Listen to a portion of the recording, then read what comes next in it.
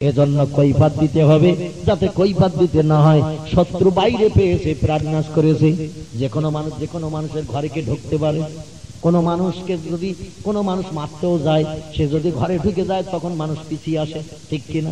ঘরে ঢোকা যাবে না, বড় কেস হবে, থানা পুলিশ এসে বিপদে ফেলবে। কেন ওর ঘরে ঢুকোস কেন, তুমি ঘর ভেঙেছো কেন? উল্টো কেস হবে কিনা? উল্টো অ্যাকশন হবে। এই জন্য রাস্তাঘাটে কিছু একটা করলে যতটা অ্যাকশন না হয়, ঘরের ভিতরে ঢুকলে, ঘর ভাঙলে, কোন রকম ক্ষয়ক্ষতি করলে কিন্তু উল্টো কেস হয়ে যাবে। ওরা বললো বার তো হবে এক সময়, সেই সময় সবাই মিলে ঝাঁপিয়ে পড়বো। রাত গভীর হয়ে গেছে, বিভিন্ন মিটিং মিছিল ওদের ভিতরে চলছে। আল্লাহ বলেন ইযহাবিয়া জিবরিল ইলা রাসূলিহি, আরে জিবরিল তাড়াতাড়ি করে চলে যাও আমার নবীর কাছে, আমার নবীর কাছে যে খবরটা পৌঁছে দাও। আজকের ওরা দৃঢ় পান করেছে মুহাম্মদ রাসূলুল্লাহ আমার প্রিয় নবীর প্রাণ নাশ না করে পানি পান করবে না। ওরা কোনো খাবার খাবে না যত সময় নবীর প্রাণ নাশ না করবে, কোনো খাবার খাবে না, পানি পান করবে না। পণ আদায় করে তারপরে বাড়ি ঢুকবে। আমি আল্লাহ ওদের পণ আদায় করতে দেব না। জোরে বলুন সুবহানাল্লাহ। রাখে আল্লাহ, মারে কে? মারে আল্লাহ, রাখে কে? অতুয়াজ্জু মান তাশাউ অতুজিল্লু মান তাশাউ বেয়াদিকাল খায়র। আল্লাহ বলেন ইজ্জত দেওয়ার মালিক আমি, ইজ্জত কেড়ে নেওয়ার মালিক আমি। আমি আল্লাহ যার ইচ্ছা তারে প্রাণ নাশ করি, আবার যার ইচ্ছা করে শত্রুর মুখও তারে হেফাজত করি। জোরে বলুন সুবহানাল্লাহ।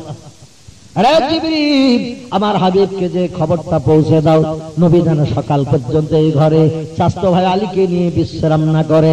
এই রাতের বেলা আমার নবীকে ওনার নানার বাড়ির দেশে যেতে বলো। কারণ কিছুদিন আগে আমার নবীকে আমার খাস কোয়ার্টার আরশ পাক দেখিয়েছে, আমি আমার চেহারা দেখিয়েছি। আমার আরশে মোল্লায় নবীজিকে এক জায়গায় সামনাসামনি বসিয়ে গল্প গুজব করিয়েছে। আমার নবী আমার চেহারা দেখে জীবনের 13 বছরের দুঃখ দুর্দশা নিবারণ করে ঘরে ফিরে গেছে। কয়েকদিন হলো রজব মাসে বিশ্ব নবী মেরাজ করেছিল। ওই বছরই, যে বছরে মেরাজ হলো, সেই বছরই নবীজির জন্য হিজরতের হুকুম হয়েছিল। সেটা নবীজির জীবনের 53 বছরের বয়স। কথা বললাম, নবীজির জীবনের 53 বছর বয়সে, ওই বয়সী রজব মাসের 26 দিন গত রাত আমার নবীজির জন্য আল্লাহ পাক মেরাজ করে আকাশ পাড়ি দিয়ে নিজের চাঁদ মুখখানা দেখিয়েছিলেন, নূরে তাজুলের চেহারা আল্লাহ দেখিয়েছিলেন। এক জায়গায় সামনাসামনি বসিয়ে প্রেমিক প্রেমিকার মতো গল্প গুজব করিয়েছিলেন। আল্লাহর নবী ফিরে আসলেন যখন মাহবুবকে দিদার করে, আর সেই নবীর উপরে আবার আঘাত করবে ওরা আল্লাহ পছন্দ করলেন না। জোরে বলুন সুবহানাল্লাহ। আমার চাঁদ মুখ দেখলো, আমার মুস্কি হাসি দেখলো, আমার নূরে তাজুলের চেহারা দেখলো, আমার জান্নাতের নেয়ামত দুধ নবী পান করলো, জান্নাত জাহান্নাম সবকিছু আরশ মোল্লার নবী দেখলো। দেখে পৃথিবীতে ফিরে যাওয়ার পর আমার নবীর সেই মুখে ওরা আঘাত করবে, নবীর সেই মুখে ওরা প্রহার করবে, পাথর মারবে। আমি আল্লাহর পছন্দ করি না। বাকি জিন্দেগিটা আমার নবীকে একটু শান্তিতে ঘুম পাড়ানোর চিন্তা নেব। একটু চিল্লিয়ে বলুন সুবহানাল্লাহ।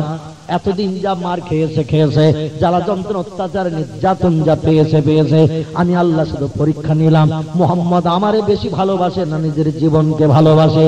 আমি পরীক্ষা নিয়ে দেখলাম মুহাম্মদ নিজের জীবনের 1 পয়সার মূল্য দেয় না, দাম দেয় না। শুধু আমার ভালোবাসা দেখাতে যে সারাটা দেহ পাথর খেয়ে খেয়ে বসন্তের দাগের নেয় সব ঘা করে ফেলেছে। ঘায়ে আবার পাথর মারে নবীজির, দগদগে হয়ে যায় ঘা সারে না, আবার যায় পরের দিন সকালে। নবী জানতেন আমি গেলেই ওদের কাছে কলেমার কথা বললেই মারবে, ওরা গালি দেবে, গলা ধাক্কান দেবে। নবী জানতেন কলেমার কথা বললেই ওরা মারবে, তবু যেতেন তিনি। কারণ আমার আল্লাহ যাতে খুশি, আমি মুহাম্মদ তাতে খুশি। আমরা যদি জানি ওখানে গেলে মারবে, যাব? ওখানে গেলে জীবন নাশ হবে, যাব?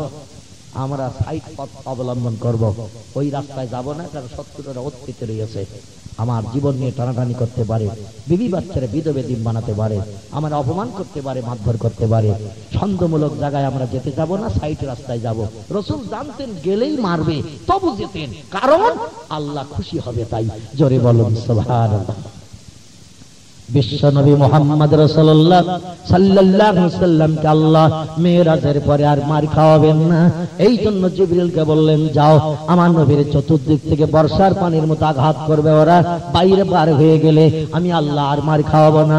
আমার নবীর কাছে খবরটা ঘরের ভিতরে পৌঁছে দাও। এই রাত্রিতে নবী যেন ওনার নানার বাড়ির দেশে রওনা দেয়। নানার বাড়ির দেশটার নাম ছিল ইয়াসরিব। কি নাম বললাম? ইয়াসরিব। মক্কা থেকে ইয়াসরিবের দূরত্ব ছিল এখান থেকে 1500 বছর আগে 400 মাইল। কত বললাম? 400 মাইল রাস্তা। বন্ধুগণ, কিলোমিটারে 600 কিলোমিটার রাস্তা। এই 600 কিলোমিটার রাস্তা পাড়ি দিয়ে আমার মোহাম্মদ যেন নানার বাড়ির দেশে যায়। ও দেশের মানুষেরা অনেক দিন ধরে পাহাড়ের উপরে দাঁড়িয়ে দাঁড়িয়ে মক্কার দিকে শুধু তাকায়। মোহাম্মদ নামের একজন মহামানবের আবির্ভাব হয়েছে মক্কা মুআজ্জামায়। নাম তার মোহাম্মদ, বাবার নাম আব্দুল্লাহ, মায়ের নাম আমিনা। তৌরিতে যার নাম আছে, জব্বুরে যার বাপের নাম, মায়ের নাম আছে, ইনজিলে যার বাপের নাম, মায়ের নাম আছে, তার নাম আছে। আমরা দেখছি সেই লোকটা মক্কায় দিনের দাওয়াত দিচ্ছে মানুষকে জান্নাতি বানানোর জন্য, কিন্তু ওদেশের মানুষেরা সব পাগল হয়ে গেছে। ইবলিস শয়তানের অনুচর বনে রয়েছে। মোহাম্মদের নেতৃত্বরা মানে না, বরং উল্টে মোহাম্মদকে আঘাত করে, প্রহার করে, গালি দেয়। যেদিন মোহাম্মদ আমাদের দেশে আসবে সেদিন আমরা সাদরে গ্রহণ করব, আমাদের সেদিন হৃদয়ে তুষের আগুন নিভাবো। ভাইজান আমার, অপেক্ষা করছে মদিনার মানুষেরা। পাহাড়ের উপরে উঠে উঠে মক্কার দিকে তাকায় দূরের পথে আল্লাহ নবী আসছে কিনা দূর থেকে দেখা যাবে তাই, কিন্তু আল্লাহ হুকুম করেনি তাই নবী ইয়াসরিবে যায় না। জোরে বলুন সুবহানাল্লাহ। আল্লাহ বলে, ইয়াসরিববাসীরা অপেক্ষা করো, ধৈর্য ধরো। ফাসবরুন জামিলুন আল্লাহুল মুস্তাআনু আলা মা তাসিফুন। যারা সবর করে, ধৈর্য ধরে, আমি আল্লাহ সত্তর তাদের মুখে হাসি ফুটাই।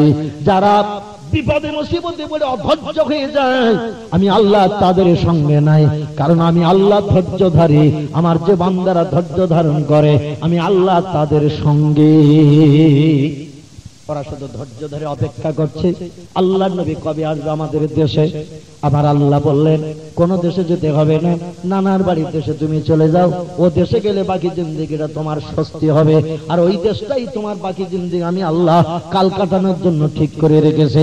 ওই দেশে তোমার মরণ হবে, ওই দেশে তোমার কবর হবে, এটা আমি আল্লাহ অ্যাডভান্স ঠিক করে রেখেছি। চিল্লিয়ে বলুন সুবহানাল্লাহ। জিবরিল এসে বিশ্ব নবীর ঘুম ভাঙালেন। ইয়া রাসূলুল্লাহ, ইরফা ইয়া রাসূলুল্লাহ, আয় আল্লাহ নবী আপনি উঠে পড়ুন।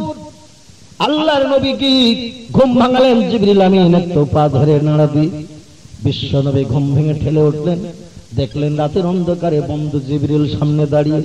রাসূল বলছেন, মা হালুকা মাকওয়ারুকা ইয়া আখি জিবরিল, এই গভীর রাতে কি খবর, হঠাৎ তুমি এসেছো মেহানির ঘরে? আমি আমার মহব্বতের চাচতো ভাই আলীকে নিয়ে বিশ্রাম করছি, এখন এই রাতের বেলা তোমার আসার কি প্রয়োজন? হযরত জিবরিল বললেন, নবীজি বেয়াদবি নেবেন না, বিশ্রাম করছেন, আমার আসার কোনো প্রয়োজন ছিল না, কিন্তু আল্লাহ হুকুম করেছেন, আল্লাহর হুকুম পালন করতে যে আপনাকে একটু বিরক্ত করেছি। আল্লাহর হুকুম পালন করতে যে আপনার বিরক্ত করেছে, ঘুম ভাঙিয়ে দিয়েছে নবীজি। আল্লাহ রাসূল বলেন, আল্লাহ হুকুম করেছে রাতের বেলা আসতে। বলে হ্যাঁ। বলে এরকমটা কোনোদিন তো দেখি না, গভীর রাত্রে তোমার আসা। জিবরিল বলছেন, খোদা যখন বলে তখন আমার আসতে হয়, কারণ আল্লাহর হুকুম পালন করা ছাড়া আমাদের কোনো কাজ নাই। জোরে বলুন সুবহানাল্লাহ। আমাদের আর কোনো কাজ নাই। রাসূল বলছেন, মাহালুকা মাকওয়ারুকা ইয়া কি জিবরিল, ফেরেশতা জিবরিল রে, কি খবর নিয়ে তুমি এসেছো? আমার জন্য তোমার খবর হলো শান্তির খবর। আমি যখন বিপদে মুসিবতে সমস্যায় পড়ি, আল্লাহ তখন উপকারের জন্য তোমার দিয়ে খবর পাঠায়। আমার বিপদে ফেলবে এজন্য আল্লাহ কোনো খবর পাঠায় না। তোমার আশা মানে আমার উপকার, এটা আমি জানি। বলো কি খবর এনেছো? জিবরিল বললেন, নবীজি এই রাত্রে আপনাকে মাতৃভূমি ছাড়তে হবে। এই রাত্রে মাতৃভূমি ছেড়ে নানার বাড়ির দেশে আপনাকে রওনা দিতে হবে। আল্লাহর হুকুম হয়েছে মক্কায় আর এক মুহূর্ত থাকা যাবে না। নবী বলছেন, এই রাত্রি যেতে হবে। বলে হ্যাঁ। বলে তাহলে খোদার হুকুমের খেলাফ তুমিও যেমন করো না, আমি মুহাম্মদ 40 বছর বয়স থেকে করছি না। জোরে বলুন সুবহানাল্লাহ। 40 বছর বয়স থেকে যখন নবুয়ত পেলাম, নবী হলাম, সেখান থেকে আমি আল্লাহর হুকুমের খেলাফ করছি না। বাকি জিন্দেগি যেন আমার করতে না হয়। জোরে বলুন না সুবহানাল্লাহ। বলুন এখন আমার কি করতে হবে? বলে ঘর ছেড়ে বেরিয়ে যেতে হবে, নানার বাড়ির দেশে রওনা দিতে হবে। নবী বলছেন, তাহলে আমি চলে যাব? বলে হ্যাঁ। জিবরিল বলে, নবীজি তবে একটা সাবধান বাণী শুনুন। আল্লাহ নবী বলছেন, কি বলো না? বলে ঘরের বাইরে কিন্তু 6 থেকে 6,500 মতো মানুষ, শত্রু, বিভিন্ন অগ্নিঅস্ত্র নিয়ে সব দাঁড়িয়ে আছে 3-4 রাউন্ড ব্যারিকেড করে। আপনাকে ওই ব্যারিকেড ফাঁকা করে বেরিয়ে যেতে হবে, ব্যারিকেড ছাড়িয়ে চলে যেতে হবে। নবী বলেন, এ কি সংবাদ দিচ্ছ তুমি? একে তো রাতের বেলা তারপর 3-4 রাউন্ড ব্যারিকেড করে দাঁড়িয়ে আছে ঘরের বাইরে। কটা ব্যারিকেড পাস করব? বলে যে কটা আছে সব কটা পাস করতে হবে। নবী বললেন, ওরা আমারে দেখলেই তো চিনতে পারবে, কারণ আমার মতো চেহারা কারো নাই। জোরে বলুন সুবহানাল্লাহ। দরজা খুললেই তোরা বুঝতে পারবে দরজার সামনে দাঁড়িয়ে। ওদের কাছের কাছে যাই যখন ঠেলে এক একটা ব্যারিকেড পাস করব, আমার দেখলেই তো সবাই পাকড়াও করে ধরবে। আর তুমি বলছো মারার জন্য সব রেডি হয়ে আছে।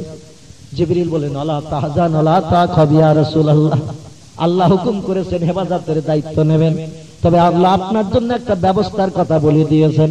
নবী বলছেন, মা হিয়া, কি সে ব্যবস্থাটা বলো? বলে, আপনার কোরআন শরীফ কি জানা নাই? রাসূল বলছেন, না মহা জানা আছে। বলে, কোরআনের একটি সূরা আল্লাহ দান করেছেন আপনার উম্মতের উপকারের জন্য। সূরাটির নাম হলো সূরাতুল ইয়াসিন। একটু চিল্লিয়ে বলুন সুবহানাল্লাহ। কোরআনের 22 পারায় সূরাটা সংরক্ষণ করা হয়েছে। সে যুগে কোরআনের সূরাটা কিন্তু 22 পারায় ছিল না। নবীর জামানায়, সাহাবীদের জামানায় কোরআন শরীফ বিভিন্ন প্রসেসে ছিল। ওসমান রাদিয়াল্লাহু জামানায় কোরআনটা এক একটা করা হয়েছিল। যে সূরাটা যেখানে দিয়েছিল এখনো সেখানেই আছে। আগে যার কাছে যেমন ছিল সে তেমন হুড়িয়ে চুড়িয়ে রাখত। বন্ধুগণ, বিশ্ব নবীকে বলা হলো কোরআনের সূরা ইয়াসিন জানা আছে। আল্লাহ রাসূল বলছেন, না আমি আখি জিবরিল, তুমি বলো আর আমি শুনি। আল্লাহ তাকে আমার ভান্ডারে জমা করে দেন। দ্বিতীয়বার রিভাইজ দেওয়ার দরকার কোনোদিন হয়নি। চিল্লিয়ে বলুন সুবহানাল্লাহ। আর আমাদের কাছে যদি 7 বার বলা হয় তাও মুখস্থ হবে নাকি? জিবরিল একবার মাত্র বলতেন, নবীজির সঙ্গে সঙ্গে মেমোরিতে জমা করে নিতেন। জিবরিল বলতেন, এবার আপনি বলুন, কোথাও কোনো ভুল ভ্রান্তি হলো কিনা একবার দেখি। আল্লাহ রাসূল অনর্গল টেপ রেকর্ড চালিয়ে দিতেন। জোরে বলুন সুবহানাল্লাহ। জিবরিল যেমন বলতেন নবী ঠিক তেমনই টেপ রেকর্ড চালিয়ে দিতেন। জিবরিল বলতেন, সাদ্দাকতা ইয়া রাসূলুল্লাহ, আপনি ঠিকই বলেছেন, কোনো রকম অসুবিধা নাই। আল্লাহ যা পাঠিয়েছেন তাই আপনার সিনায় জমা হয়ে গেছে। নবী বললেন, আমার সূরা ইয়াসিন জানা আছে। জিবরিল বললেন, এই ঘরের ভিতর থেকে কিছু ধুলাবালি মাটি যা পাবেন এই উম্মে খানের ঘরের ভিতরে ধুলাবালি মাটি এক মুষ্টি তুলে নিন, নিয়ে সূরা ইয়াসিন শুরু থেকে শেষ পর্যন্ত পড়ুন। বিসমিল্লাহির রহমানির রহিম।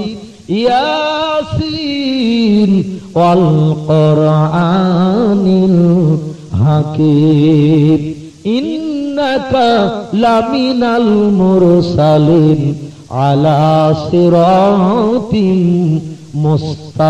মুস্তাকিম। সদা সরল পথের দিশারি দেবেন তিনি, নাম যার আল্লাহ। জোরে বলুন সুবহানাল্লাহ। সদা সরল পথের দিশারির মালিক হলো আল্লাহ।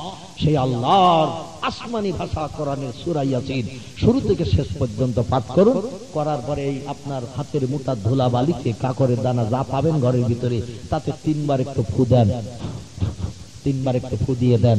দিয়ে ঘরের দরজাটা আস্তে আস্তে খুলে ধুলাবালিগুলো একটু চতুর্দিকে ছড়িয়ে দেবেন উপরের দিকে। আল্লাহর কোরআনের সূরা ইয়াসিনের ইজ্জতের খাতিরে সমস্ত শত্রু যারা বাইরে আছে এদের চোখ ধাঁধা লেগে যাবে। জোরে বলুন সুবহানাল্লাহ। কেউ আপনাকে আর শত্রু হিসাবে চিনবে না, ওরা দেখবে ওদের বন্ধু আপনি। জোরে বলুন সুবহানাল্লাহ। ঈসা আলাইহিস সালামকে আল্লাহ আসমানে উঠিয়ে নিল। 70 একজন ঘরের ভিতরে যে দরজা খুলে দিল। আল্লাহ বললেন, জিবরিল ঈসাকে ডানায় করে আমার আসমানে উঠিয়ে আন। আর ওদের দলের লোক যে লোকটা উপরের দিক থেকে ঘরে ঢুকে দরজা খুলেছে, আমি আল্লাহ ওরে ঈসা বানিয়ে দিচ্ছি। জোরে বলুন সুবহানাল্লাহ। তাহলে আমার আল্লাহ পারে কিনা? 70কে ঈসা বানিয়ে দিল। ওরা ভিতরে ঢুকেছে, একটা লোক দেখতে পেয়েছে, তারে পাজা করে জড়িয়ে ধরলো। ও বলছে, আমারে ধরছিস কেন? বলে, তুমি তো ঈসা নবী। ও বলে, আমি তোদের দলের লোক। বলে, তুমি আমাদের দলের লোক। বলে, ঈসা কই? বলে, কই খোঁজো? সারা ঘর খুঁজে দেখা গেল ঈসা পাওয়া যায় না। ওরা তখন বলল, তোমার মরণ হবে তাই তুমি আমাদের দলের লোক বলছো, তোমাকে ঈসাই দেখছি, তোমারই প্রাণ নাশ করব। নিজেদের দলের মানুষকে ওরা প্রাণ নাশ করে দিল। আর ঈসা নবী দ্বিতীয় আসমানে বসে আছে আমাদের উম্মত হওয়ার জন্য। একটু চিল্লিয়ে বলুন সুবহানাল্লাহ। সেই ফেরেশতা জিবরিল বিশ্ব নবীকে উপদেশ দিলেন। নবীজি উপদেশ মোতাবেক কোরআনের সূরা ইয়াসিন শুরু থেকে শেষ পর্যন্ত পড়ে নিলেন। ধুলাবালি কাকরে 3 বার ফুৎকার করলেন, একটু উপরের দিকে ছড়িয়ে দিয়ে দিলেন। দেওয়ার সঙ্গে সঙ্গে কোরআনের ইজ্জতের খাতিরে শত্রুদের চোখ ধাঁধা লেগে গেল। নবীজির দরজা খুলে দেখলেন একটা ব্যারিকেড। বন্ধুগণ, একটু 2 দিকে হাত দিয়ে সরিয়ে দিয়ে পাস করতে যাচ্ছে। আর ওরা দেখছে আমাদেরই দলের লোক চলে যাচ্ছে, বলে যাচ্ছ কোথায়? একটু বাইরে যাচ্ছি। বলে তাড়াতাড়ি এসো, মুহাম্মাদের মারতে হবে, তাড়াতাড়ি এসো। নবী বললেন ঠিক আছে। দ্বিতীয় নম্বর ব্যারিকেডের কাছে গেলে ওরাও দেখছে ওদের দলের লোক সামনের দলের থেকে এসেছে।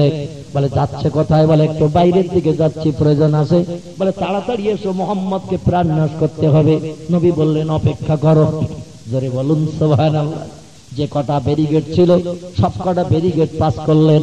পাস করে আল্লাহর নবী সাফা মারওয়া পাহাড়ের মাঝখানে কাবা শরীফে ঢোকার রাস্তা, ওই জায়গাটা ছিল নিচু জায়গা, সব দিকে হলো উঁচু জায়গা। একটা নিচু জায়গা আমাদের পূর্ব দিকে, এখান থেকে কাবার চারতলে ঢোকা যেত। জিবরিল আমিন যেখান দিয়ে 23 বছরের মতো আপ ডাউন করেছে নবীজির সঙ্গে সাক্ষাতের জন্য। জোরে বলুন সুবহানাল্লাহ।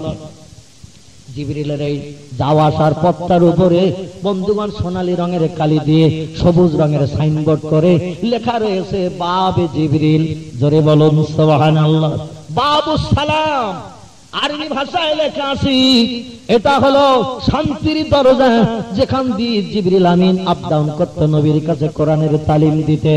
যখন কাবা শরীফের চারতলে যেতেন, উত্তর দিক থেকে, দক্ষিণ দিক থেকে, পশ্চিম দিক থেকে ঢুকতেন না, প্রতিবারই আমাদের পূর্ব দিক দিয়ে ঢুকতেন। চিল্লিয়ে বলুন সুবহানাল্লাহ। নবীজি সেই জায়গা দিয়ে কাবার চারতলে নেমে গেল, আল্লাহর কাবা শরীফকে সামনে রেখে চোখের পানিতে বুক ভাসাতে শুরু করলেন। এ কাবা, পৃথিবীর শ্রেষ্ঠ ইবাদতের ঘর, তোমারই মর্যাদা রক্ষা করার জন্য আল্লাহ আমাকে এখানে পাঠিয়েছেন। কিন্তু দুর্ভাগ্য আমার, আজ তোমার মহব্বত, প্রেম, ভালোবাসা পরিত্যাগ করে আমাকে যেতে হচ্ছে নানার বাড়ির দেশে। আল্লাহ হুকুম করেছে তাই। কাবা, তুমি জানো আমার বেয়াদবি নিও না, তুমি জানো মনে মনে দুঃখ নিও না, ব্যথা নিও না। আমি মোহাম্মদ তোমারে ফেলে চলে যাচ্ছি নানার বাড়ির দেশে। আমার ইচ্ছা নাই তোমারে ফেলে যাওয়ার, সেই খোদার কসম, আর যদি তোমাকে উঠানোর ক্ষমতা থাকতো আমার, আমি কাঁধে করে উঠিয়ে নিয়ে যেখানে যেতাম সেখানে পৌঁছে নিয়ে যেতাম।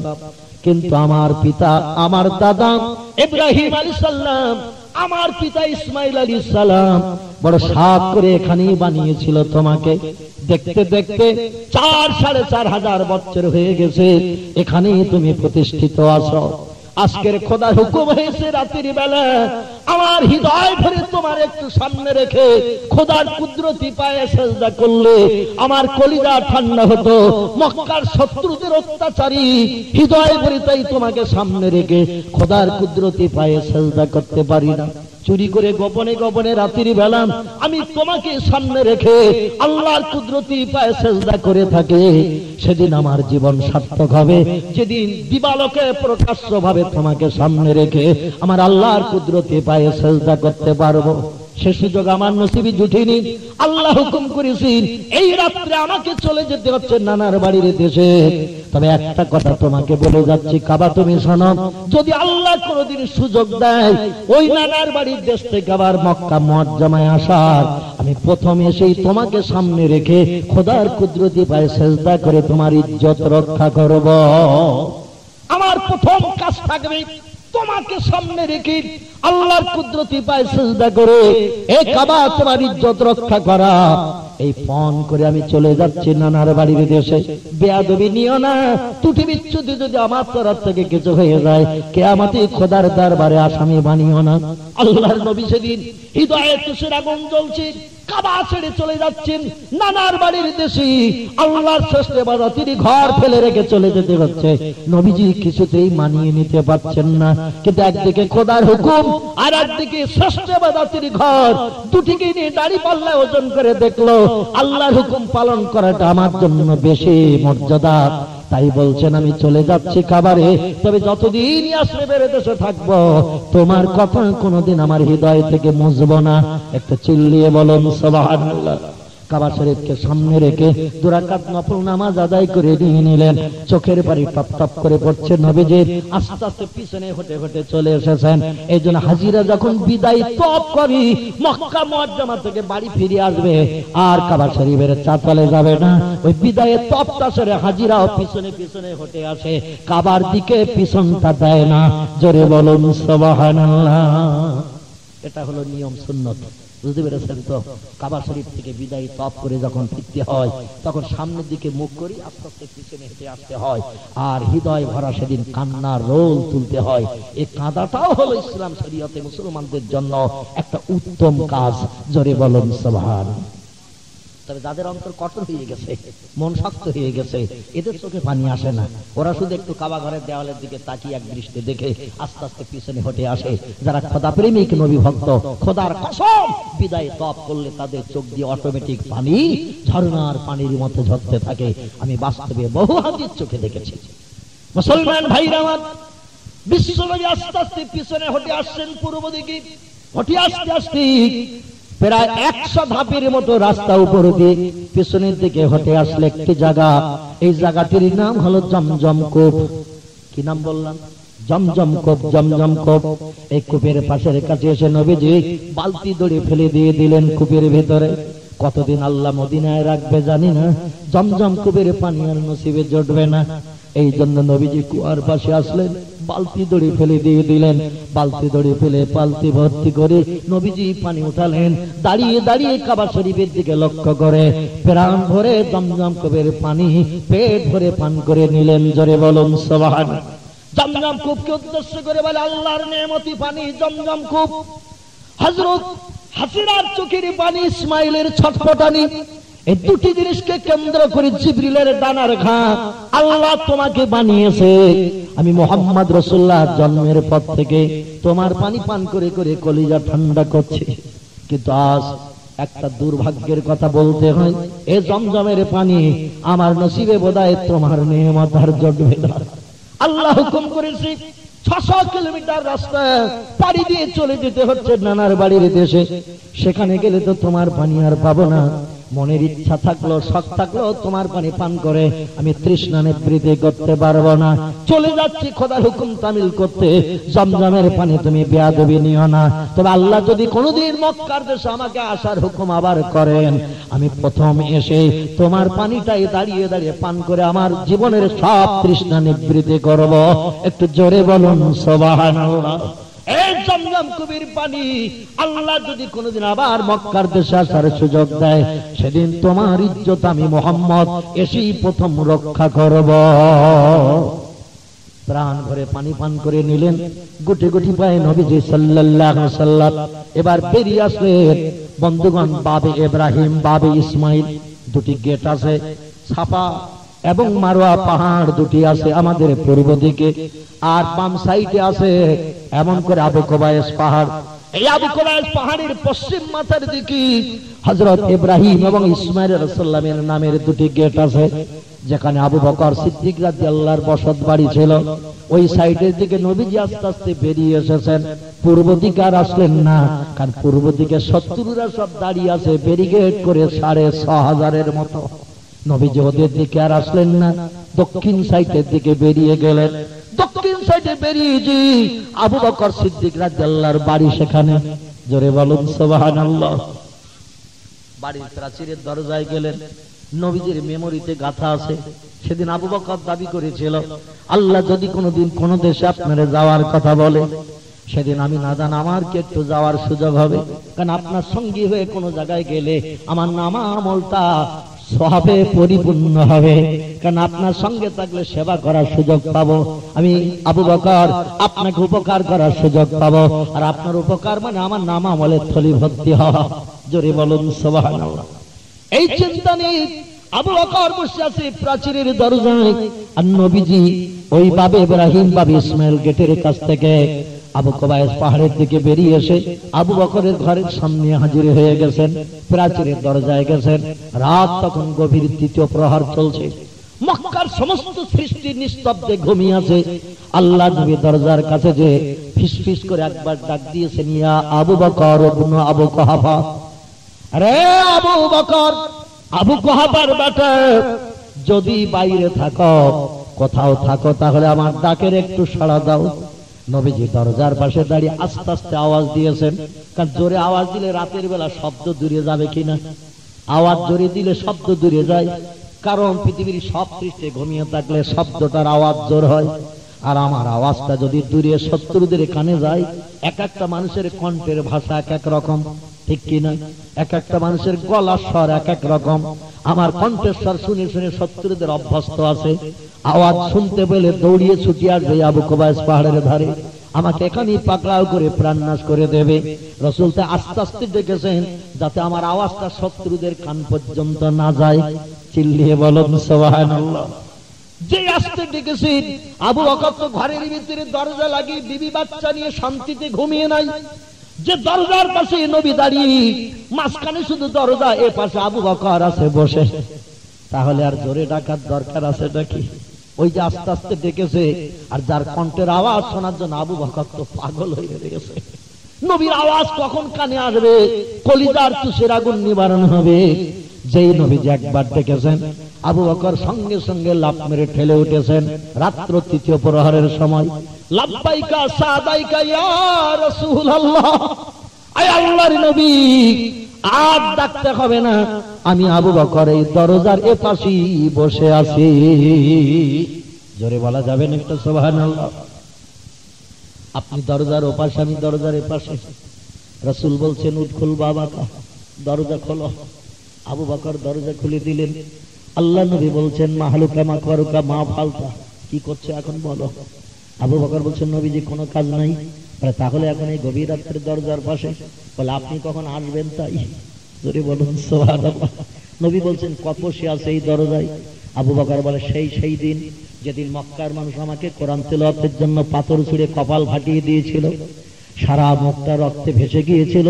আল্লাহর পাক বাণী কোরআন মজিদ তবু পড়া বন্ধ করব না বলেছিলাম। ওরা বর্ষার পানির ন্যায় পাথর বেনে আমার সারাটা দেহ রক্তক্ষয়ী করে জামা কাপড় রক্তে লাল করে দিয়েছিল। আমি চোখে কিছু দেখতে পাচ্ছিলাম না, কপাল ফাটা রক্ত ঝরে আমার চোখ ধাঁধা লেগে গেছে।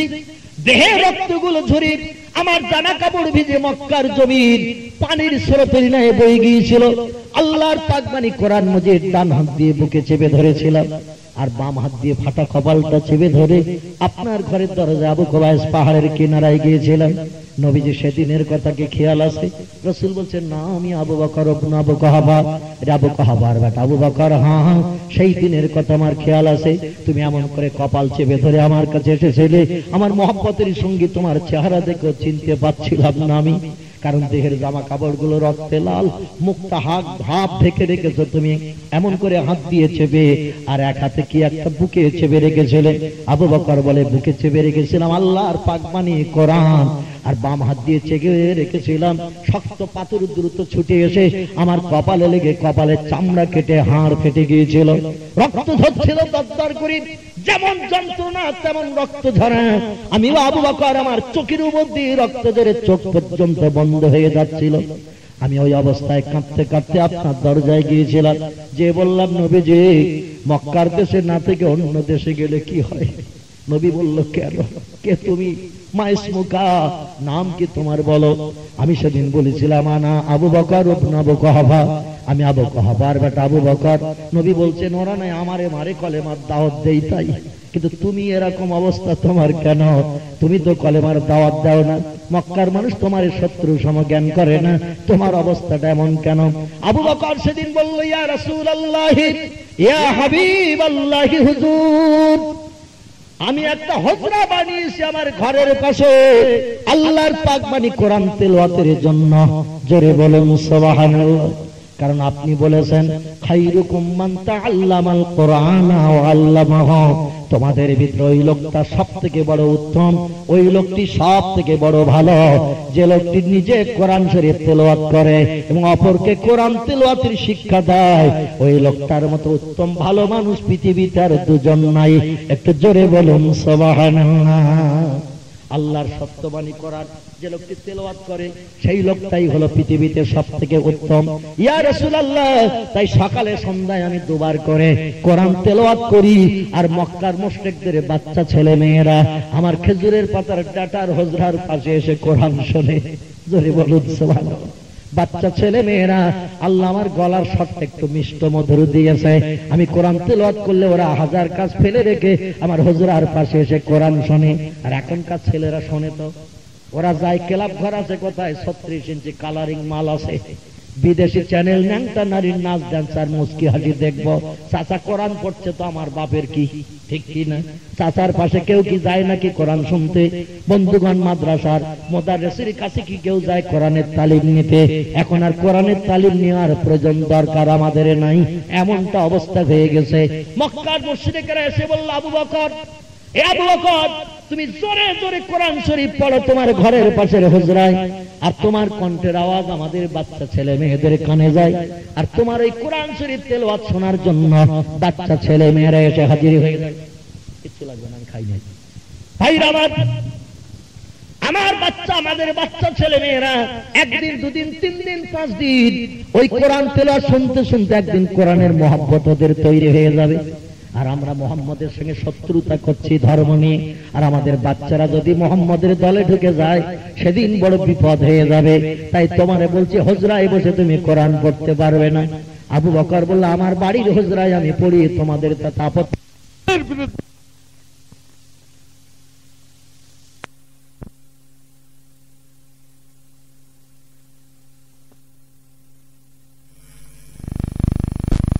বিদেশে যান মক্কা ছেড়ে, তাহলে আপনিও নিষ্কৃতি পাবেন শত্রুদের হাত থেকে, আর আমিও আপনার সঙ্গী হতে পারলে আমিও মারের হাত থেকে বেঁচে যেতে পারি। জোরে বলুন সুবহানাল্লাহ। নবী বললেন, আবু বকর অপেক্ষা করো, আল্লাহ না বলা পর্যন্ত আমি যাব না। আবু বকর বললেন, নবীজি, সেই দিন থেকে আজ পর্যন্ত বিবির মায়া ছেড়েছি, বাচ্চার মায়া ছেড়েছি। রাতের বেলা বিবি বাচ্চা নিয়ে কোনোদিন এক জায়গায় ঘুমাই না, সারাটা রাত এই প্রাচীরের দরজায় পিঠ লাগিয়ে বসে থাকি, কখন আপনি আসবেন বিদেশে যাওয়ার জন্য।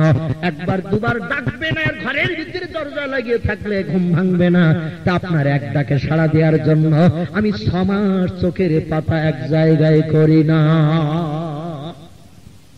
রাসূল বলছেন, হায় রে, আমার মহব্বতে তুমি 6 মাস ঘুমাও না? আবু বকর বলছেন, না আমি ইয়া রাসূলুল্লাহ, আমি ঘুমাই না। আল্লাহ বললেন, ইযহাবিয়া জিবরিল ইলা রাসূলিহি, জিবরিল আমার নবীর কাছে তুমি চলে যাও, আমার নবীর কাছে খবরটা পৌঁছে দাও। আবু বকর সিদ্দিক আজকের এই যে নজির দেখে আমার নবীকে খুশি করেছে, নবীকে সন্তুষ্ট করেছে, আমি আল্লাহ আবু বকরের জন্য জাহান্নাম আজ থেকে হারাম বানিয়ে দিলাম। একটু জোরে বলা যাবে না? বিশ্ব নবী বললেন, আবু বকর রে, চলো, ইযহাব, চলো। আবু বকর বলছেন, আইনা তাযহাব ইয়া রাসূলুল্লাহ, কোথায় যাবেন? নবী বলছেন, ইলাল ইয়াসরিব, ইয়াসরিবের দেশে যেতে হবে। আবু বকর বলছেন, নবীজি এত রাত্রে আপনি আসলেন কেন? একটু খবর দিলে তো আমি চলে যেতাম দিনের বেলা। আপনি কষ্ট করে আমার দরজায় এসেছেন, আমি ওটা পছন্দ করি না। কাউকে যে একটু খবর দিলে দিনের বেলা আমি চলে যেতাম। নবীজি আপনি কষ্ট করে আসছেন, এটা যেন আমার কাছে দৃষ্টিকটু। নবী বলেন, আবু বকর, আজকের আমারই আসার কাজটাই আমি এসেছি, তোমার কাজ যেদিন হবে সেদিন তুমি যাবে, এখন আর এই দেশে থাকলে হবে না। আল্লাহ তোমার সেই চোখের পানি কবুল করেছেন, আজকের আমাদের বিদেশ পাড়ি দিতে হবে। আবু বকর বললেন, কোন দেশে যাবেন? আল্লাহ কোন দেশে যেতে বলেছেন? রাসূল বলেন, আমার নানার বাড়ির দেশ, সেই ইয়াসরিব, ইয়াসরিব। হযরত আবু বকর বললেন, ইয়া রাসূলুল্লাহ, চলুন ও দেশে মাঝে মাঝে আমি যাই ব্যবসা করতে, দেশে রাস্তাঘাট চেনা আছে। নবী বলেন, আমার কিন্তু রাস্তাঘাট চেনা নাই। 6 বছর বয়সে মায়ের সঙ্গে একবার গিয়েছিলাম, 6 বছর বয়সে মায়ের সঙ্গে গিয়েছিলাম ওই দেশে একবার বাবার সঙ্গে সাক্ষাৎ করতে। 6 বছর বয়স পর্যন্ত বাপকে চোখে দেখি নাই, বাপের কোলে উঠতে পারি নাই, বাপের পকেটের খাবার আমার নসিবে জোটে নাই, বাপের স্নেহ মাখা চুম্বন আমি মোহাম্মদ জীবনে একদিনও পাই নাই। হৃদয় আমার তুষের আগুন জ্বলতো।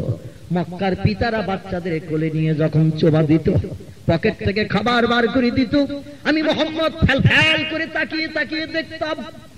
রে আবু বকর, মার কাছে এসে দাবি করতাম, মা, ও মা জননী। পাড়ার কত মানুষেরা রাস্তা দিয়ে চলতে যে বাচ্চাকে দেখতে পাই, আর বাচ্চা আব্বা আব্বা করতে করতে দৌড়িয়ে বাপের কাছে ছুটে যায়। বাপ তাজা করে জড়িয়ে নিয়ে কোলে তুলে নেয়, গালে চুমো দেয়, পকেট থেকে খাবার বার করে দেয়। আর আমি মোহাম্মদ ফাল ফাল করে তাকাই বাপ বেটার ওই মধুর সম্পর্কটা দেখতে।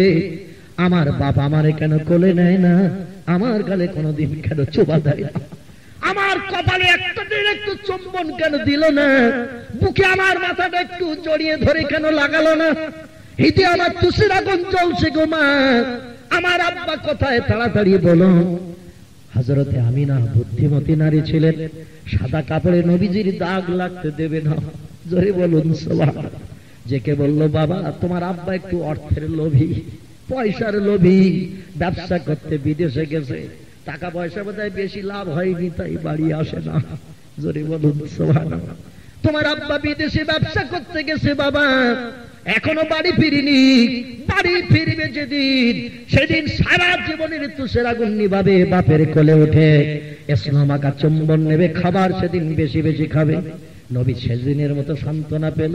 2 দিন 5 দিন যায়, আবার বাপ বেটার এই সম্পর্ক, মধুর সম্পর্ক দেখে নবী দৌড়িয়ে খেলা ছেড়ে ছুটি আসে মায়ের কাছে, ডেকে বলে, মা জননী, আব্বা নিষ্ঠুর হতে পারে, আপনার কথা মনে না রাখতে পারে, আমার কথা খেয়াল করতে না পারে, কিন্তু আমরা তো নিষ্ঠুর নই। যেখানে বাবা ব্যবসা করছে বিদেশে, আমি মুহাম্মদ যাব সেখানে। একটু চিল্লিয়ে বলুন সুবহানাল্লাহ, নারে তাকবীর। নিয়ে চলুন, আমি যাব। মা বললেন, হবে একদিন হবে বাবা, আসবে নিশ্চয়ই তোমার পিতা বাড়ি। বলল না তোমার বাপ মারা গেছে। বললে সারা জীবন তার বাপের কোলে উঠতে পারবে না, বাপের চুমা খেতে পারবে না, হৃদয়ের তুষের আগুন আর নিভানো যাবে না। এখন পর্বত দিয়ে বুঝায় যাতে অন্তত তুষের আগুনটা নিভে যায়। আল্লাহ নবী বললেন, মা আর কতদিন ধৈর্য ধরবে ভাবে, তোমার পর্বত নিয়ে চুপ করে থাকবো। যাবো আমার আব্বার কাছে, আমাকে নিয়ে চলো, না নিয়ে গেলে আমি পানিও আর পান করবো না। মামিনা বিপদে পড়ে গেছে, ছুটে চলে গেলেন শ্বশুর আব্বাজান আব্দুল মুত্তালিবের কাছে। যে বলছেন, ইয়া আবি আব্দুল মুত্তালিব, ও শ্বশুর আব্বাজান আব্দুল মুত্তালিব গো, আপনার পোতা ছেলের ছেলে এক আজগবি দাবি নিয়ে বসেছে, এত বোঝাই বোঝে না, বলল পানিও পর্যন্ত পান করব না, আমাকে নিয়ে যেতে হবে বাপের কাছে। আমি ওর সাদা কাপড়ে দাগ লাগতে দেইনি, মনে ব্যথা দেব না বলে বলি নাই তোমার বাপ মারা গেছে। আপনি জানেন, আমি জানি, দেশের লোক জানে, বাচ্চা মানুষটাকে আমি বলি নাই। আমি বলেছি তোমার বাপ ব্যবসা করতে গেছে, বাড়ি আসে নাই। কথাটা কি মিথ্যা বলেছে? মিথ্যাও বলিনি। ওই যে ব্যবসা করতে গিয়েছিল আর ব্যবসা করে বাড়ি ফেরেনি, সে কথাটাই বলেছে হযরতে আমিনা।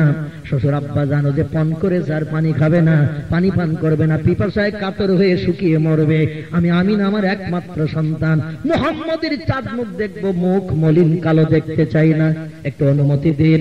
আমার বাপের বাড়ি আমি যাই না, সেই আপনার ছেলে আব্দুল্লাহর মরণের থেকে, কারণ ওই দেশে এই জন্য যাই না, সে দেশের মেয়েরা আমাকে দেখলে বলবে স্বামী খেগো, আমাকে দেখলে বলবে বিধবা, আমি সে দুঃখ সহ্য করতে পারবো না, আমি সে ঘাত প্রতিঘাত জীবনে সবর করতে পারবো না, এই জন্য আশ্রয়ের দেশে আমি যাই না। এ শ্বশুর আব্বাজান, আপনার পোতা ছেলের ছেলে যখন দাবি করেছে, ওকে নিয়ে ওর বাপের কবরটা একটু দেখিয়ে নিয়ে আসি। জোরে বলুন সুবহানাল্লাহ। শ্বশুর আব্বাজান আব্দুল মুত্তালিব বললেন, তুমি যুবতী সুন্দরী মেয়ে, রূপ চেহারা সৌন্দর্য তোমার আছে, আর এই বাচ্চা ছেলেটারে গিয়ে মরুর পথ পাড়ি দেবে, নেকড়ে বাগেরা পাহাড়ের গুহায় বসে থাকে, তোমার মতো রূপবতী যুবতী সুন্দরী মেয়ে দেখলে যখন তখন তোমার উপরে হামলা করবে। এজন্য তুমি একা নারী মানুষ, এই 600 কিলোমিটার রাস্তা, মরুভূমি, পাহাড়ি এলাকা, একা তুমি পাড়ি দিয়ে যেও না বাচ্চাটারে নিয়ে, বরং আমার একটা যুবতী মেয়ে আছে, নামটার উম্মে আইমান, তোমরা ননদার ভাবি একসঙ্গে 2 জন যাও। জোরে বলুন সুবহানাল্লাহ। 2 জন মেয়ে ছেলে থাকলে অনেক সুবিধা হবে, বিপদে মুসিবতে উপকার পাওয়া যাবে, সাহস বাড়বে। একা না বোকা, যখন তখন বিপদ মুসিবত আসতে পারে। আর এই বাচ্চা ছেলেটা 6 বছরের, এ তোমার কোন উপকার করতে পারবে না বিপদে, আমার মেয়েটাকে সঙ্গে করে নিয়ে যাও। হযরত আমিনা খুব খুশি হলো, উম্মে আইমানকে সাথে করে নিয়ে মরুর পথ পাড়ি দিতে শুরু করেছেন আমার নবীজিরে নিয়ে। আল্লাহ নবীর হৃদয়ে যেন আনন্দের জোয়ারের পান ডেকেছে। আজ আব্বার কাছে যাব, আব্বার কোলে উঠবো, আব্বার চাঁদ মুখ দেখবো, আমারই কোলে নেবি, পকেট থেকে খাবার বার করে চিবিয়ে চিবিয়ে গালে দেবে, আমি মুহাম্মদকে কলিজা ঠান্ডা করব। নবীজি আগে আগে দৌড়াচ্ছে, মার ফুফু আম্মা জান পিছনে পিছনে হাঁটছে। রাসূল বেদুর 10 রশি দূর এগিয়ে যে আবার পিছনের দিকে তাকাচ্ছে, দেখে মার আমার ফুফু অনেক পিছনে পড়ে গেছে।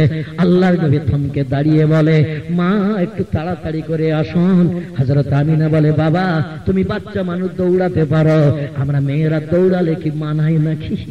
ও বাবা, দাঁড়াও, অপেক্ষা করে আমরা আসি তোমার কাছে, তারপর আবার তুমি দৌড়াবে। আল্লাহর নবী ভাবে দৌড়াতে থাকলো। 1 মাইল 2 মাইল 5 মাইল রাস্তা নয়, 600 কিলোমিটার রাস্তা পাড়ি দিতে হবে। একি 4খানি ব্যাপার নাকি? 100 কিলোমিটার দৌড়ানোর পর বাচ্চা ছেলেটা সূর্যের রৌদ্রে ক্লান্ত হয়ে গেছে। গরম আবহাওয়া মক্কার দেশে, আল্লাহর নবী ঘেমে জারে জারে হয়ে যায়। গরম বালির উপরে দৌড়িয়ে দৌড়িয়ে নবী, বাচ্চা মানুষ, নরম পায়ের তলার চামড়া ফসকা পড়ে গেছে। নবীজির পায়ের তলার চামড়া ফসকা পড়ে গেছে। আর ফসকা অবস্থায় আল্লাহর নবী দৌড়াতে শুরু করেছে, বাপের কোলে উঠবে তাই। আল্লাহর নবী এবার ডিঙি মেরে মেরে দৌড়াচ্ছি। হযরত উম্মে ঈমান ডেকে বলে, কমিয়া ইবনে মুহাম্মদ, একটু দাঁড়াও মুহাম্মদ, একটু দাঁড়াও। ফুবু আম্মা জান কাছের কাছে বলছেন, তুমি ডিঙি মেরে মেরে হাঁটো কেন? রাসূল বলছে, ফুবু আম্মা জান, পায়ের তলায় গরম বালি লেগে লেগে ঠসকা পড়ে ঠসকা গুলো গলে গেছে, দগদগে ঘা বেরিয়ে গেছে। গরম বালিতে দগদগে ঘা লাগলে আমার যেন জীবন নিয়ে টানাটানি হয়, এই জন্য আমি ডিঙি মেরে মেরে হাঁটছি। উম্মে ঈমান বলল, মুহাম্মদ কোলে এসো, আর গরম বালির উপরে তোমার ডিঙি মারতে হবে না। নবী বললেন, আনন্দ পাবো আমি, আর তোমাদের কোলে উঠে কষ্ট দেব আমি মুহাম্মদ পছন্দ করি না। একটু জোরে বলুন সুবহানাল্লাহ। আজ বাপের কোলে উঠবো আমি, বাপের হাতির খোরমা খেজুর খাবো আমি, আর তোমাদের কোলে উঠবা, তোমরা হাঁটবে, কষ্ট পাবে। যত ঠসকা পড়ে পড়ুক, যত ঠসকা গলে যায় যাক, আমি মুহাম্মদ কারো কোলে উঠবো না। আজ আনন্দের দিন, যত কষ্ট করে যাবো আব্বার সামনে, আমার কষ্টগুলো তুলে ধরে আমার বাপকে বুঝাবো, আমার আব্বাকে বুঝাবো। হযরত উম্মে ঈমান চেষ্টা করলেন নবীজির কোলে নিতে, কিছুতে উঠলেন না।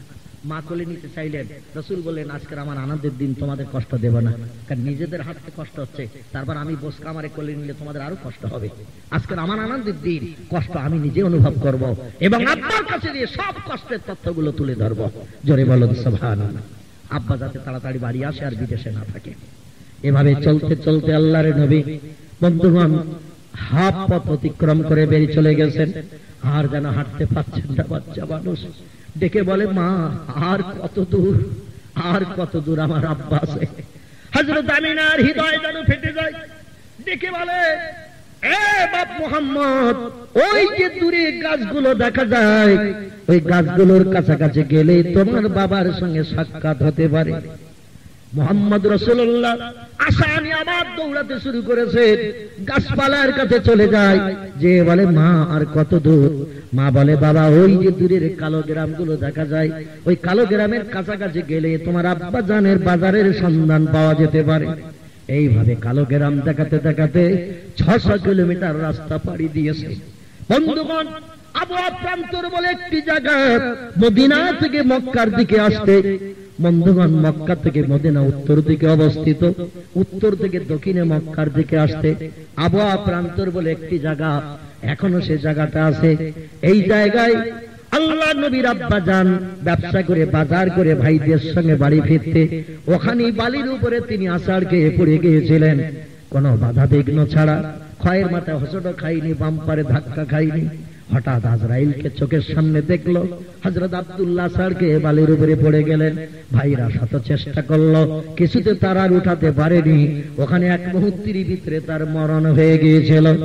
এখনো মাঝে মাঝে হাজী সাহেবেরা যখন বাসে করে করে যায়, ওই মক্কা থেকে মদিনার দেশে হজের কাজ সেরে নাইজেরিয়ান ড্রাইভার যারা হাবশার অধিবাসী বেলালের দেশের লোক, এরা অধিকাংশ গাড়ি চালায় সৌদির দেশে। এই নাইজেরিয়ান ড্রাইভাররা হাজীদের ডেকে ডেকে বলে, মা হাযা রাজুল, এ ভাইরা, মাতা হাযা শাজার, ইয়া হাজী ইয়া রফিক, লক্ষ্য করো ওই দূরের গাছপালাগুলোর দিকে, তোমরা কি জানো, তোমরা কি খবর রাখো? হাযা আবওয়া, ওই বাবলা বাগান এলাকাটা হলো আবওয়া প্রান্তর। জোরে বলুন সুবহানাল্লাহ। হাজিরা শুনে তো খুশিতে বাগবাগ। নতুন দেশের মানুষ জানে না, চেনে না, আর হাবশার অধিবাসীরা সারা সৌদির দেশে গাড়ি চালায়, কোথায় কোন জায়গা ওদের সব জানা চেনা। হাজিরা ডেকে ডেকে বলে, ইয়া রফিক ইয়া রাকিব, গাড়িটা একটু বন্ধ করুন, আমরা একটু নিচে নামবো। বিশ্ব নবীর বাপ মা একজন নয়, দুইজনই ঘুমিয়ে আছেন যেখানে, এইখান থেকে দাঁড়িয়ে দাঁড়িয়ে একটু কবর জিয়ারত করে জীবন ধন্য করব। ড্রাইভার বলে, মাফি মাফি ইয়া হাজী, ইয়া রফিক, মাফ করে দেবেন আমাকে, জায়গাটা শুধু দেখালাম গাড়ি থেকে, তবে গাড়ি বন্ধ করা যাবে না, সৌদি সরকারের বাধা নিষেধ আছে। এখানে গাড়ি স্টপ করলে আমাদের ড্রাইভিং লাইসেন্স সৌদি সরকারের পুলিশেরা কেড়ে নেবে। এখানে গাড়ি ইন করা যাবে না, বন্ধ করা যাবে না, তবে তোমাদের অনুরোধে একটু স্লো চালাতে পারি। জোরে বলুন সুবহানাল্লাহ। কারণ একটা গাড়ি রাখলে পিছনে শত শত গাড়ি রেখে দেবে, আর মানুষ নামলে আর উঠবে না, আমরা নির্দিষ্ট জায়গায় পৌঁছাতে লেট করে ফেলবো। এজন্য সরকার আইন করে রেখেছে এখানে কোনো গাড়ি রাখা যাবে না। যাওয়ার পথে জানলার ধারে বসে বসে ছিটে দৃশ্য দেখা যাবে। জোরে বলুন সুবহানাল্লাহ। এ হাজী সাহেবেরা, যে যেখানে বসে আছো সিটে সেখানেই বসে থাকো, আর বসে থাকা অবস্থায় জানলা দিয়ে দূরের দিকে তাকাও, আর ওই অবস্থায় আল্লাহর দরবারে কবর জিয়ারতের দোয়া করতে থাকো। জোরে বলুন সুবহানাল্লাহ। ভাইরা আমার, আল্লাহ নবী মুহাম্মদ রাসূলুল্লাহর আম্মা জান বিশ্ব নবীকে সাথে করে নিয়ে প্রথম চলে গেলেন বাবার বাড়িতে। কোথায় বললাম? বাবার বাড়িতে চলে গেলেন। সেখানে 5-7 দিন 8 দিন থাকলেন। নবীজি বড় ব্যস্ত হয়ে পড়েছেন। আসলেন, আমাকে আব্বার সঙ্গে সাক্ষাৎ করাবেন, সে বাজারে কেন নিয়ে যাচ্ছেন না? মামিনা বলছেন, এই ক্লান্ত পরিশ্রান্ত আমরা, তোমার পায়ের তলায় দগদগে ঘা হয়ে গেছে, একটু বিশ্রাম না নিয়ে যাব সেই মার্কেট বাজারে, এখান থেকেও কিছু দূরের পথ। মামিনা 5 সপ্তাহ কাল, বন্ধুগণ 5-7 দিনের মতো বাবার বাড়ি থাকার পরে আল্লাহ নবী বললেন, মা, আব্বার কাছে বাজারে যদি নিয়ে না যান, আমি আর ধৈর্য ধরতে পারছি না। নানার বাড়ি দেখতে আসি নাই, এসেছে আমার আব্বার সঙ্গে সাক্ষাৎ করতে। যদি আমার আব্বার কাছে নিয়ে না যান, আমার দাদা আছে মক্কায় আব্দুল মুত্তালিব, সে আমার এই বাপের থেকেও ভালোবাসে, মহব্বত করে, প্রেম দেয়। আমার দাদার মহব্বতে আমি মুহাম্মদ শান্ত হয়ে আছি মক্কায়, আমাকে ফিরিয়ে নিয়ে চলুন মক্কায়। জোরে বলুন সুবহানাল্লাহ। মামিনা বাপের বাড়ি যে উঠে চিন্তা নিল, আমার স্বামী তো দুনিয়ায় বেঁচে নাই, কোনো বাজারে নাই, মোহাম্মদকে এখন কি প্রবোধ দেব? 2-5 দিন 7 দিন থেকে একটু বিশ্রাম নিয়ে ওকে নিয়ে যাওয়ার পথে ওর বাবার কবরটা দেখিয়ে নিয়ে যাব, তাছাড়া তো আর কোনো উপায় নাই। আল্লাহর নবী যখন বিরক্ত হয়ে পড়লেন মায়ের কাছে, মা, আমাকে নিয়ে চলুন, দাদার কাছে নিয়ে চলুন, আমি আর সহ্য করতে পারছি না। দেখতে দেখতে কয়েকদিন হয়ে গেল। মামিনা উম্মে আইমানকে বলল, ও ননদ উম্মে আইমান, বাবুজান চলো, তোমার ভাইপো বড় ব্যস্ত হয়ে পড়েছে, বাড়ি যাবে বলে, চলো এবার তোমার ভাইয়ের কবরটা একটু দেখিয়ে নিয়ে যাই। মদিনা থেকে মক্কার দিকে আসতে 55 থেকে 52 কিলোমিটারের মতো রাস্তা, কিছু কম বেশি। ওই মদিনা থেকে ইয়াসরিবের দেশ থেকে 50-55 কিলোমিটারের মতো রাস্তা মক্কার দিকে আসতে, বন্ধুগণ বদর কুয়াটা পেরিয়ে সেই আবওয়া প্রান্তটা পড়ে, যেখানে ইসলামের প্রথম যুদ্ধ হয়েছিল, বদরের যুদ্ধ। ওই বদর কুয়া থেকে কিছুটা সামনে আসলে আবওয়া প্রান্তর বাবলা বাগান, ওইখানে এসে আমিনা হাউ হাউ করে কান্না শুরু করেছেন বালির উঁচু ঢিবি দেখে। জোরে বলুন সুবহানাল্লাহ। মানুষ মারা গেলে মাটি দেওয়া হয়, মাটি দিলে একটু উঁচু ঢিবি হয়, সাধারণ সমতলের থেকেও জায়গাটা একটু উঁচু হয়। বন্ধুগণ উঁচু ঢিবিটা দেখে আমিনা কান্না শুরু করেছেন, আর ভাবির কান্না দেখি বুনো কান্না শুরু করেছেন। ভাই কবরস্থ হয়ে রয়েছে ওই উঁচু ঢিবির তলায়।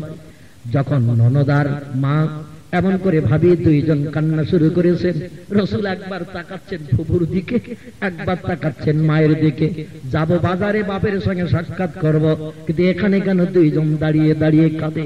আমিনা ডেকে বলে, প্রাণের স্বামী, 4 মাস মাত্র আপনাকে নিয়ে সংসার করার সুযোগ পেয়েছিলাম, সংসারের উন্নতির জন্য ভাইদের সঙ্গে ব্যবসা করতে এসেছিলে আমার বাপের বাড়ির দেশে, কিন্তু আর ফিরে যাওনি, আমার সঙ্গে আর জীবনে সাক্ষাৎ করো নাই।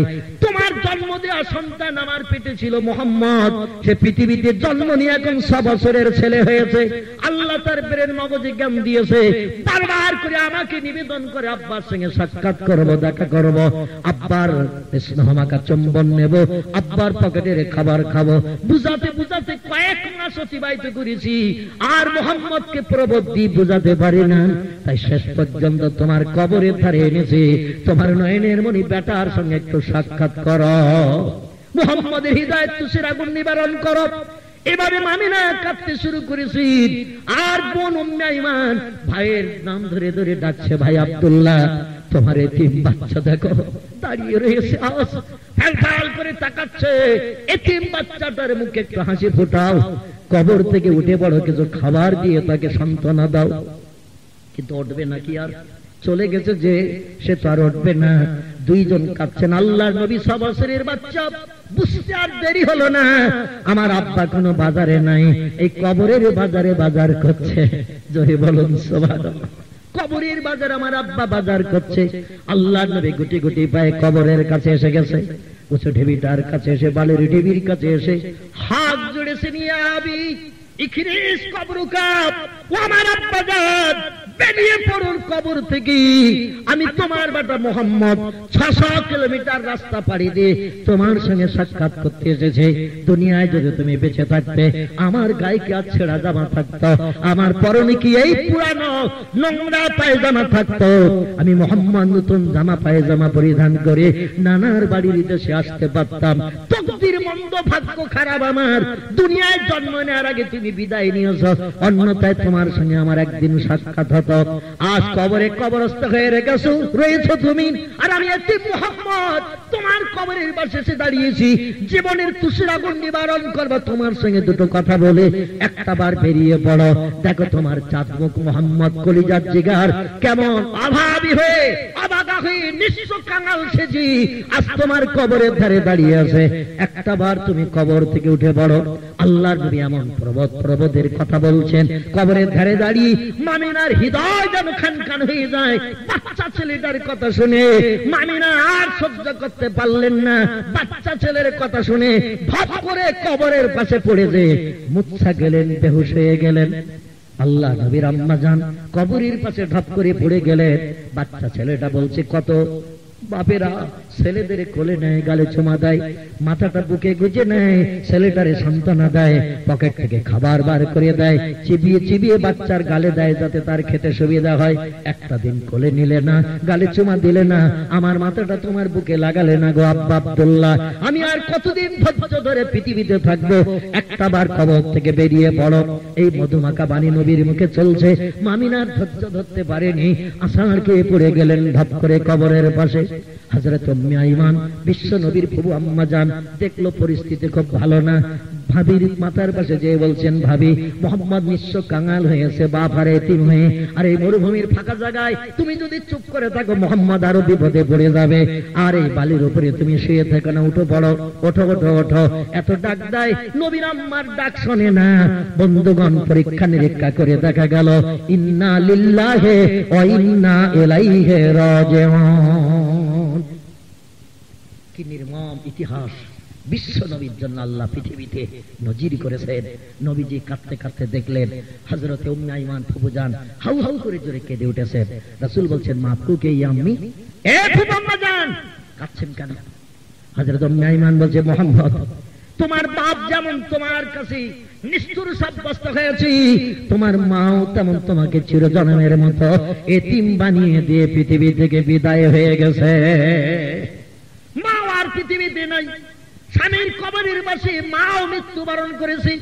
ফাঁকা মরুভূমি, মাঝে মাঝে বাবলা গাছ, ঘর বাড়ি নাই, লোকজন নাই সেখানে। আল্লাহ নবী চির এতিম হয়ে গেছেন সেখানে। বন্ধুগণ, উম্মে আইমান চিন্তা করছেন, এখন কি করি এই জায়গায়? আমি বাপ চলে গেল যেখানে, মাও চলে গেল সেখানে, আমি এখন কি করি এখানে? দাঁড়িয়ে দাঁড়িয়ে নবীজিকে পাজা করে জড়িয়ে ধরে কান্না শুরু করেছেন। আল্লাহর নবী মাহার এতিম যখন হয়ে গেছি, এবার হৃদয় ছেড়ে দিয়ে কান্না শুরু করেছে। এত কান্না কাঁদছে মা, আব্বার দেখার দাবি আর কোনোদিন করবো না, আব্বার কাছে আসার নিবেদন করবো না, আর ঘুমিও না। ওঠো গো মা, তুমি আমার জীবনের সব, তুমি আমার জীবনের সব সান্ত্বনা দেবে। ও মা, জীবনে আর আব্বার দাবি করবো না, একবার উঠে বড় গো মা, আমি মোহাম্মদ, আমার দিকে তাকাও, দুনিয়ায় আমার আহা বলার আর কেউ নাই, আমার দুঃখ দেখার কেউ নাই, আমাকে মুহাম্মদ বলে ডাকার আর কেউ নাই। এত কান্না নবী কাঁদছে। মাকামে আবার প্রান্তরের গাছগুলো আল্লাহর কাছে দাবি করে বলে, আল্লাহ, আগে যদি জানতাম মুহাম্মদ রাসূলুল্লাহকে বাপ মাহারা এতিম বানাবে এখানে, আমরা এই জায়গার গাছ হতে চাইতাম না। ইলাহি, যাকে না বানালে কিছুই বানাতেন না। আর সেই মুহাম্মদ রাসূলুল্লাহ 6 বছরের ছোট্ট বাচ্চা, পায়ের তলায় দগদগে ঘা, আজ চিরদিন মনে গেল আমাদের বুকের উপরে। আল্লাহ আমাদের জবান খুলে দিন, মুহাম্মদকে আমরা একটু সান্ত্বনা দেই, আমরা তার একটু সান্ত্বনা দিয়ে স্বস্তি বোধ করাই। আবওয়া প্রান্তরের বাবলা গাছগুলো আল্লাহর দরবারে দাবি করে করে বলে, আল্লাহ আগে যদি জানতাম বিশ্ব নবী মুহাম্মদ রাসূলুল্লাহ এখানে এতিম হয়ে যাবে, এই জায়গার গাছ আমরা হতে চাইতাম না। আমরা আর সহ্য করতে পারি না নবীজির সেই করুণ ক্রন্দন, বিশ্ব নবীর হাউ হাউ করা কান্না আমরা সহ্য করতে পারি না। সিরাতের কিতাবে এসেছে আবওয়া প্রান্তরের লাল বালিগুলো আল্লাহর কাছে দাবি করে বসেছে, আল্লাহ আর কত সময় মুহাম্মদকে কাঁদাবে, মুহাম্মদের চোখের পানি আমাদেরই বুক ভাসাবে, আমরা বালি তো আর সহ্য করতে পারছি না। এতিম বাচ্চা মুহাম্মদ রাসূলুল্লাহর কান্না, রব্বুল আলামিন আমাদের জবান খুলে দিন, মুহাম্মদের সান্ত্বনা দেওয়ার কেউ নাই এখানে। ফুবু কাচ্ছে ভাইয়ের শোকে, ফুবু কাচ্ছে ভাবির শোকে, কে এখন মুহাম্মদকে সান্ত্বনা দেবে গো আল্লাহ? আমাদের জবান খুলে দিন, আমরা বালিরাও মুহাম্মদ রাসূলুল্লাহকে একটু সান্ত্বনা দিয়ে অন্তত তার কান্নাটা বন্ধের ব্যবস্থা করি। আমার আল্লাহ বলো, গাছেরা তোমাদের জবান এখন খুলবো না, ও বালিরা তোমাদের জবান খুলবো না। আমার নবীকে ঘাত প্রতিঘাতে পৃথিবীতে মানুষ করব, আমার নবী যাদের দুঃখের দুঃখ মোচন করার ব্যবস্থা করতে পারে, অভাবের অভাব দূর করার ব্যবস্থা করতে পারে, দুঃখের দুঃখ মোচন করতে পারে, ক্রন্দনত ব্যক্তির চোখের বাণী নবী ভবিষ্যতে মোচন করবে। এজন্য নবীকে এখন আমি কাঁদাচ্ছি। নবী যদি এখন না কাঁদে, পরে কান্নার কি দুঃখ, কান্নার কি জ্বালা, কি ব্যথা আমার নবী বুঝবে না। এজন্য নবীর জীবনীটা আমি ঘাত প্রতিঘাতে বানাচ্ছি। পৃথিবীর সমস্ত সৃষ্টি যাতে আমার নবীকে দেখে সব সমস্যার সমাধান পেতে পারে। একটু চিল্লিয়ে বলুন সুবহানাল্লাহ। ভাইরা আমার, সেই নবী মুহাম্মদ রাসূলুল্লাহকে নিয়ে উম্মে আইমান পাজা করে জড়িয়ে ধরে, ভাবি মারা গেছে, নবীজির আম্মা মারা গেছে, দাঁড়িয়ে দাঁড়িয়ে কাঁদছেন। একদল ব্যবসায়ীরা মদিনার বাজার থেকে ব্যবসা করে এই রাস্তা, বদর কুয়ার রাস্তা, দুই দিকে পাহাড়, মাঝখানে সরু গলি পথ, ওই রাস্তা দিয়ে তারা শর্ট রাস্তায় বাড়ি ফিরবে চিন্তা ভাবনা নিয়েছে। হঠাৎ কান্নার আওয়াজ তাদের কানে লেগে গেল, কান্নার উপরে ভর করে কাছের কাছে এসে গেল, এসে বলছেন, মা কুকে, এ নারী তুমি কাঁদো কেন, তোমার কান্নার কারণ কি বলো? মেয়েটা বলছে, মা তারা লক্ষ্য করো, ওই যে একটা মেয়ে ছেলে শুয়ে আছে, এগুলো এই বাচ্চা মুহাম্মদের মা। বাবার কবর দেখাতে নিয়ে এসে মাও জনম জনম বিদায় নিয়ে তিন বাচ্চাকে জনম জনম ফাঁকি দিয়ে চলে গেছে। এখন আমি একজন এই যুবতী নারী, মক্কার কাবার দরজার চাবিওয়ালা আব্দুল মুত্তালিবের বেটি আমি, আর এই বাচ্চাটা আব্দুল মুত্তালিবের পোতা, ছোট ছেলের ছেলে, এর বাপি খুবিয়ে রেস ওখানে মাও মৃত্যুবরণ করেছে।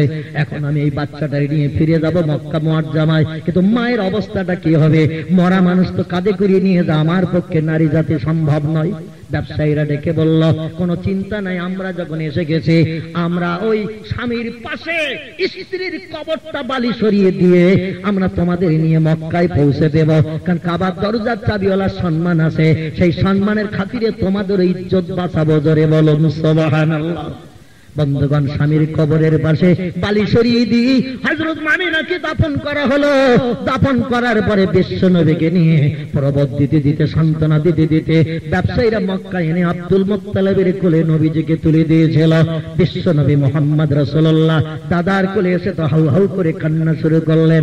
আব্দুল মুত্তালিব বলল, মুহাম্মদ তুমি কেঁদো না, মায়ের দুঃখ নিবারণ করব আমি, বাপের জ্বালা আমি অভাব দূর করে দেব। আল্লাহ আমাকে তো বাঁচিয়ে রেখে দিয়েছে, আমি দুটি দায়িত্ব পালন করব। দুনিয়ায় আর কাউকে যদি ভালো না বাসি, আমি মুহাম্মদ তোমাকে ভালোবাসবো বেশি। একটু জোরে বলুন সুবহানাল্লাহ, নারে তাকবীর। আল্লাহর নবী মাত্র 2.5 বছর কাল, 6 বছর বয়স থেকে নিয়ে 2.5 বছর কাল দাদার কাছে সান্ত্বনা পাওয়ার সুযোগ পেয়েছিলেন। আমার আল্লাহ সেটাও পছন্দ করেননি। নবীজির বয়স যখন 8.5 বছর, আল্লাহর নবী দাদাকেও হারিয়ে আরো বড় ঘাত প্রতিঘাত পেয়ে এতিম হয়ে গেলেন। 8.5 বছর বয়সে দাদাও ইন্তেকাল করলেন। নবী এবার আপনজন হারা হয়ে গেল। আব্দুল মুত্তালিব মরণের সময় ছেলেদের ডাক দিয়ে বলল, ছেলেরা আমি একটা উপদেশ দেব তোমাদের, এসো। ছেলেরা বলল, কোথায় কি মালমাত্তা রেখেছো তাই বলো, কারণ বুড়ো মানুষ কবে মরবে গোপন সম্পদ আছে তোমার জানি। আর বলে না গেলে আমরা পাবো না ভবিষ্যতে। এজন্য আমরা এসেছি, বলো কোথায় কি আছে, কি খবর দিবে বলে ডেকেছ। আব্দুল মুত্তালিব বলে, শোনো, আমার এই মাথার পাশে দাঁড়িয়ে আছে এতিম বাচ্চাটা, বাপ আর মা হারা এতিম, নাম মোহাম্মদ। এই বাচ্চাটার ভবিষ্যতের দেখভালের দায়িত্ব কে নেবে? আমার অবস্থা খুব ভালো না, যখন তখন পৃথিবী থেকে আমি বিদায় নেব, আমার মন বলছে আমি আর খুব বেশি দিন বাঁচবো না। এ ছেলেটার দায়িত্ব কে নেবে? হারেস বলে আমি নেব, মুকাবিম বলে আমি নেব, হামজা বলে আমি নেব, আব্বাস বলে আমি নেব, আবুল আহাব বলে আমি নেব, আবু তালেব বলে আমি নেব, আবু জেহেল বলে আমি নেব। কারণ এই বাচ্চা ছেলেটা মক্কার দেশে ফুটন্ত গোলাপের প্রতীক। এ মিথ্যা কথা বলে না, চুরি করে না, কারোর সঙ্গে ঝগড়া করে না, কটু কথায় কাউরে গাল দেয় না, কারোর সঙ্গে ঝামেলা করে না। মোহাম্মদ কারো মালে না বলে হাত দেয় না। 6 বছর বয়সে মোহাম্মদ মক্কায় সুনামি হয়ে গেছে। জোরে বলেন সুবহানাল্লাহ। ছেলেটা যার বাড়ি থাকবে তার সুনাম হবে, অমুকের বাড়ি আছে মোহাম্মদ, আর মোহাম্মদ যার বাড়ি থাকবে মোহাম্মদের ওসিলায় তার সুনাম হবে। এজন্য আমরা সবাই মোহাম্মদের দায়িত্ব নিতে চাই। আব্দুল মুত্তালিব বলল, সবাই দায়িত্ব নেবে পছন্দ করি না, সবাই নিলে শেষ পর্যন্ত মোহাম্মদের সেবা হবে না, যে কোনো একজন তোমরা নাও। ছেলেরা বলল, আপনি তাহলে বিবেচনা করে বলুন কে মোহাম্মদের দায়িত্ব নেবে, আমরা তো সবাই চাই। উনি বললেন, তোমাদের ভিতরে আমি নরম ধাতের ছেলে হিসাবে পছন্দ করি আমার বেটা আবু তালেবকে। ও সাত চড়ে এক কথাও বলে না, ওর মনটা নরম, কোন ঝামেলা ঝঞ্ঝাটে যায় না। মোহাম্মদ বাচ্চা মানুষ, কাজকর্ম করতে যে ত্রুটি বিচ্ছুতি করে বলবে, আর রাগী ছেলের হাতে দিলে মারধর খাবে, আর মোহাম্মদ মারধর খেয়ে যদি কাঁদে আমি কবরে শান্তি পাবো না। এজন্য আমার নরম ধাতের ছেলের হাতে মোহাম্মদের দায়িত্বটা দেব, যাতে ভুল ভাল করলে আমার মোহাম্মদ যেন ঘাত প্রতিঘাত না খায়, ক্ষমা যেন পায়। জোরে বলুন সুবহানাল্লাহ। আবু তালেবের হাতে নবীজির লালন পালনের দায়িত্ব দেওয়া হয়েছিল। 8.5 বছর বয়স থেকে নিয়ে 50 বছর বয়স পর্যন্ত আবু তালেব বিশ্ব নবীকে সেবা যত্ন করেছে। কিন্তু আবু তালেবের তকদির মন্দ, ভাগ্য খারাপ হয়ে গেছে।